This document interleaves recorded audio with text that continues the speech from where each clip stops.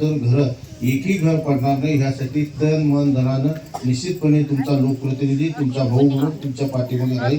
एवढं अधिवेशन तुम्हाला आता पलीकडच्या लोकांनी एवढं कर्नाटकच्या लोकांनी एवढं कर्नाटक सरकारने शेवट पैसे कोणाचे कर्नाटक सरकारचे का महाराष्ट्र सरकारचे याच्यापेक्षा सुद्धा एवढी मोठी गुंतवणूक होऊन फुल केलं त्याची सेवा ही लोकांना सुद्धा जनतेला त्यातनं सुविधा मिळायला पाहिजे ही जबाबदारी सुद्धा आपली आहे. त्यामुळं ते सुद्धा आपण येणाऱ्या काळामध्ये ते लवकरात लवकर सरपंच सगळ्या सदस्यांना सांगितलं मी लवकरात लवकर ते पूर्ण करून देईल. त्या पद्धतीनं ते सुद्धा काम आपण लवकरात लवकर मार्गी लावायचं.